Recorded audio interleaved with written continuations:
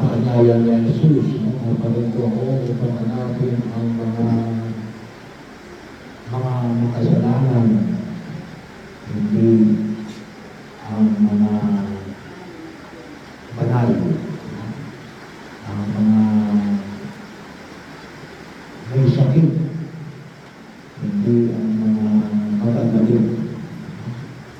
Kasi yung sagot ni Jesus nung tinanong siya ng mga Pariseo, ang tinanong ay ang kanyang mga alagad, bakit nakikisaraw mo ang inyong bulog sa mga makasalanan? Kasi yung kaisipan, di ba? Ayaw naman gano'n. Ayaw ang kaisipan na sabi nga ko, no? Ay pwede tayo ay mapahiran ng dumi kapag ikaw ay pumupunta sa mga mauuli. No? Yun yung kaisipan ng lumang tipan. Sabi nga natin ni Alin, BI, but included. So, kaya yun ang tulong nila kay Jesus. Kapag ikaw ay banal, hindi ka dapat nakikisalo. Kumakain lang. No? Kumakain lang. Sa kanila ay bahagi o na yun ay magdudulot ng pagkakasala para kay Jesus. Parang ikaw ay lumuson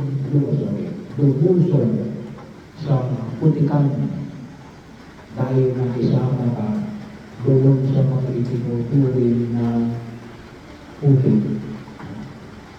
Isang bagay na sabi na nawa makita ko natin.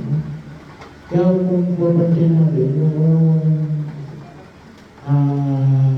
usapin na discrimination. Kasi dito isang form of discrimination. At yung discrimination ay hindi lang ngayon. No? Pati nung panahon ni Jesus at bago ng panahon ni Jesus. Thousands of years. No? So bahagi yun. Well, magkakataon na kung saan ay tayo ay inaanya ng purong may kapangalan, umiwas sa kasalanan. Pero, bahagi yun na sabi na natin, may mga pagkakataon at may mga tao na maaaring namumuhay sa kasalanan. Pero hindi dapat natin sila discriminate. Kasi yung pagtingin ng mga Pariseo, hindi ka dapat nakikisalo dyan. Ay, iba yun sa hindi ka dapat gumawa ng kasalanan kasama nila. Pero dahil yung sa kaisipan natin, dahil kasama mo sila, matadala kayo ng mga yan sa pagkakasala. Yun yung kaisipan. Kung is matutusin, may bahagi ng katotohanan. Mayroong natawag natin ito ay grain of truth na pwede kang madala ng mga tao kapag ang kasama mo ay hindi maganda ang ginagawa. Hindi natin may alis ang katotohanan ngayon. Pero hindi dapat yun maging dahilan para i-discriminate natin yung ibang tao na kasama nila. Mag-iingat. No? Inahailan na natin mag-iingat. Mga pagkakataon, well, kasama mo sila sa mga gawain na maaaring hindi nagtutulot ng pagkakasala. Pero mag-iingat ka. Napakatamaya ay ikaw ay hindi mo namamalayan, ay namaakit ka na sa kanila. Kung halimbawa na lamang, ay kung ikaw ay may kaibigan ng mga sukarol, ay hindi naman automatic na magiging sugarol ka rin. Bahagi ho. At hindi mo dapat yung hindi na ako pwedeng sumama sa inyo kasi may sugarol. Pwede ako sumama sa inyo. Pero hindi sa pagsusukat. Bahagi ho.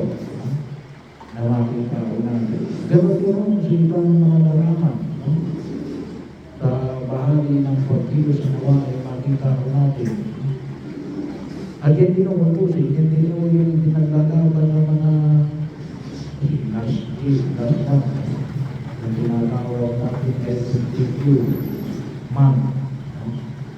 Yung mga kapatid natin, iba yung pinigila sa kasayhan. So, bahagi ho, hindi mo dapat natin discriminate. Pero, hindi tayo dapat na magiging kasama nila sa buhay ng pagkakasala. Bahagi ko yun, magkaiba yun.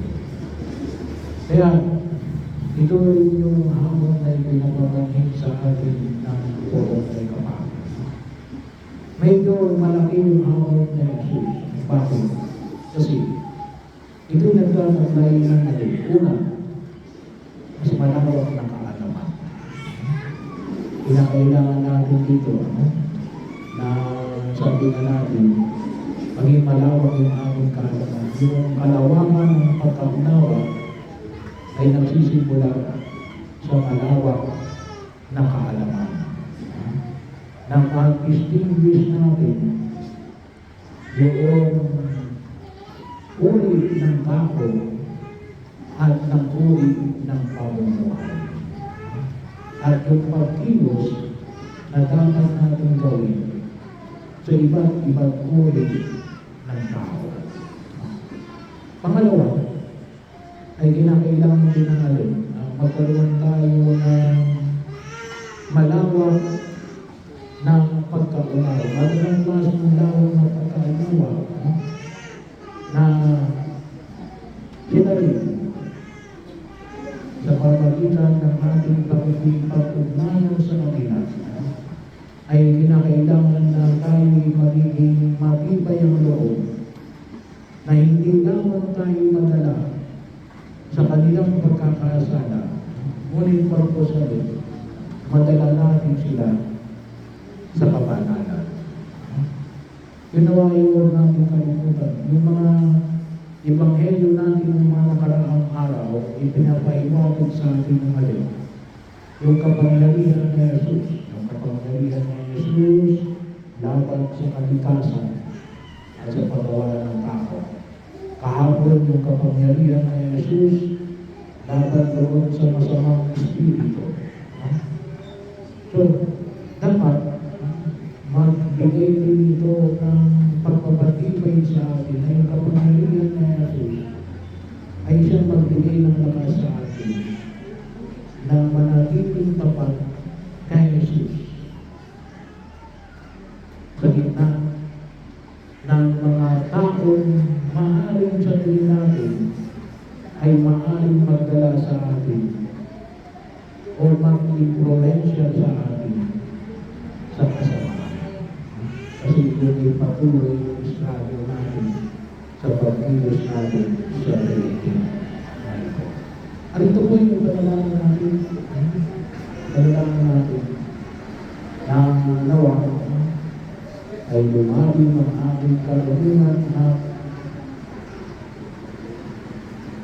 awa at habag dahil tayo ay pinagtitibay ng pananampalataya natin sa ating Panginoon Yesu Cristo.